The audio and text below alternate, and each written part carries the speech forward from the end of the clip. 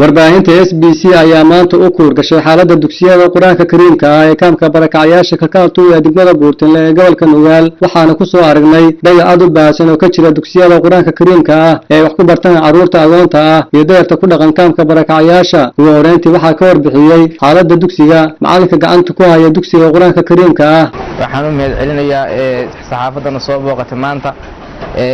dugsiga halkan waa dugsi ardayda Quraanka loogu dhigo dadka iska danyarta meeshan degan dugsiga ardaydiisu waa 38 arday wax lacag aan ka qaatan ma jiro fi sabiilillah arday wuxuu baraa dugsigu waa dugsi iska dayacan muslimiinta walaalaha waxaan leenahay dugsiyaasha waa aragtaan soo Quraanka dugsiga Quraanka u dayacan yahay inay ka soo qayb qaataan oo ay dugsiga habeeyaan oo madrasayaasha iyo dugsiga loo dhigo waxaan kale u sheegayaa muslimiinta inta ka dhimanna inay u danqadaan dadka masaakiinta ee ku dayacan meeshan aan diinto aan la gaarsiinin intooda hooran ay haysanin meel ay waa goobo wax lagu barto aan lahayn goobo maxay iskuulka lagu barto oo dayacan oo dadka walaalahooda asaagooda ka haray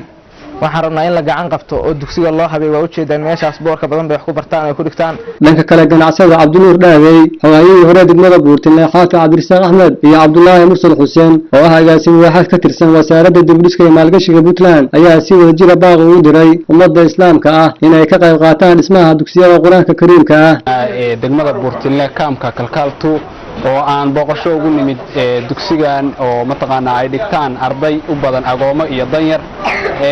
runtii maanta waxaan wadnaa qayladaan ku saabsan in ardaydan mataqaanaa waxa weeye la soo taakuleeyo maadaama ay yihiin arday agoon iyo isugu jirta arday danyara waxa ugu haboon oo dadku sadaqada ay kula baxaan waxa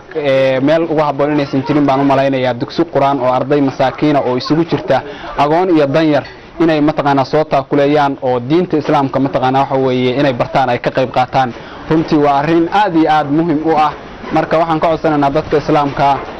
dal iyo dibadba inay arrintan muhiimad gaar ah ay siiyaan aanu leenahay hala soo kaalmeeyo dugsigan ciyaalkan yarka ee danyarta in si loogu helaa goob ay wax ku bartaan oo loo dhiso waxaan halkan baaq uga diraynaa dhammaan bulshooyinka Soomaaliyeed ee khayrka jecel inuu dugsigan yahay dugsi Quraan oo aad iyo aad u dayacan arday danyara iyo agoonno ay dhigato waxaan codsanaynaa in la soo kaalmeeyo in arrintan wax laga qabto maadaama uu macallinkii robotka uu nasiyo runtii markaanu aragnay ana aad iyo aad uga naxnay dhibaatada ka haysata iyo macallinkii laftigiisa ku dul dayacan oo leh in qof allaala qofkii wax ka qayb qaadan kara uu ka soo qayb qaato waxa dhigata arday 32 qof ah oo qaxooti ah oo agoon u badan hal qof oo fiiga iska bixin kara ma jiro waxa ay wax ku dhigtaanna sidaas u dayacan yahay oo dabayshii baa la taagnaan la yahay